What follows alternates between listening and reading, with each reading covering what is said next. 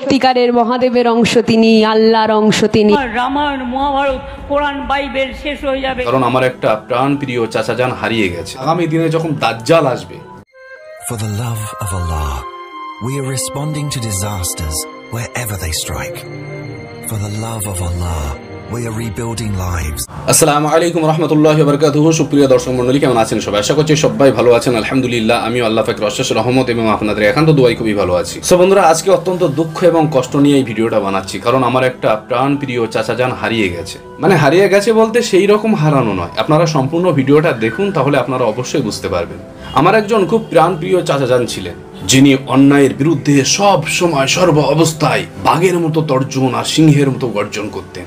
তার সামনে যখন কোনো রকম সমস্যা তৈরি হয় বা যে কোনো জিনিস যদি অন্যায়ভাবে তৈরি হয়, মানে এক কথায় অন্যায় দেখলেই তিনি অন্যায়ের বিরুদ্ধে প্রতিবাদ না করে থাকতে পারতেন না এবং নিজেকে সব সময় সর্ব অবস্থায় বোঝাতে চাইতেন সমাজের মানুষের কাছে বা দেশবাসীর কাছে যে আমি একজন প্রতিবাদী কণ্ঠ। তো এত প্রতিবাদ করতেন যে প্রতিবাদের ভাষার মধ্যে যদি কোনো পীর সাহেব পীরজাদাও পড়ে যেত, তবুও কোনো পীর সাহেব পীরজাদা তানার সেই প্রতিবাদ থেকে বাদ পড়ে যেত না। পীর সাহেব পীরজাদাদের বিরুদ্ধেও তিনি প্রতিবাদ করেছিলেন। মানে মনে করুন পীরজাদা আব্বাস সিদ্দিকী ভাইজান, তিনি যখন রাজনৈতিক পরিপ্রেক্ষিতে বিভিন্ন ধরনের কথাবার্তা বলতেন বা দেখা যাচ্ছে তিনি একটা অন্যায়ের বিরোধিতা করতে গিয়ে সেখানে শাসক দলের কিছু কথাবার্তা উঠে আসছে, তো সঙ্গে সঙ্গে অন্যায়ের বিরুদ্ধে ঝাঁপিয়ে পড়তেন। পীরজাদা আব্বাস সিদ্দিকী ভাইজানের বিরুদ্ধে বিভিন্ন ধরনের সোশ্যাল মিডিয়া থেকে শুরু করে বড় বড় প্রোগ্রামে আব্বাস সিদ্দিকী ভাইজানের বিরুদ্ধে বিভিন্ন ধরনের কথাবার্তা বলতেন। ইভেন যখন আইএসএফ তথা ইন্ডিয়ান সেকুলার ফ্রন্ট তৈরি হলো, তখন তিনি সোশ্যাল মিডিয়াতে এসে বলছিলেন যে আমার লজ্জায় মাথা কাটা যাচ্ছে যে একজন পীর বংশের মানুষ সে রাজনীতি করবে,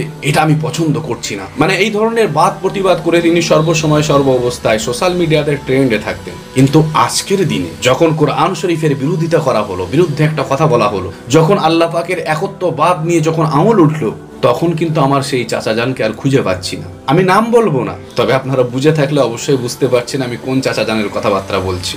আমি জানি না তিনি কোন চাটুকারিতার সাগরে ডুব মেরেছেন যে এই সময় এই সমস্ত কথাবার্তাগুলো শোনার পরেও তিনি চুপচাপ আছেন। আমি বুঝতে পারছি না আজকের দিনে সামান্য এই ধরনের রাজনৈতিক দলের ভয় করে আপনারা বিভিন্ন ধরনের বাদ প্রতিবাদগুলোকে ভুলে যাচ্ছেন। কোরআনের বিরুদ্ধে বলে বলুক, আল্লাহর বিরুদ্ধে বলে বলুক, প্রতিবাদ করা যাবে না, কারণ প্রতিবাদ করতে গেলে আমরা ধরা পড়ে যাব। বিশ্বাস করুন, আমার চিন্তা ভাবনা হচ্ছে যে আগামী দিনে যখন দাজ্জাল আসবে, দাজ্জাল যখন মানুষের সামনে জান্নাত খুলে দেবে, তখন এই ধরনের মানুষগুলো কি করবে? যাকে বাদ প্রতিবাদ করতে হবে না, তবে একটা কথা বলে এই যে ভিডিওটা বানালাম, আবার যেন আমাকে বলে দেবেন না যে আমার রক্তের দোষ আছে, জন্মের দোষ আছে। সো বন্ধুরা, আজকের ভিডিওটা এই পর্যন্তই থাক। আমার বিগত দিনের ভিডিওতে কিছু ভাইয়েরা আমাকে কমেন্টস করেছেন, সেই সমস্ত কমেন্টসের উত্তর নিয়ে আবার একটা ভিডিও বানাবো ইনশাল্লাহ। আপনারা সকলের সঙ্গে থাকবেন, সুস্থ থাকবেন, ভালো থাকবেন। আসসালামু আলাইকুম রহমতুল্লাহ।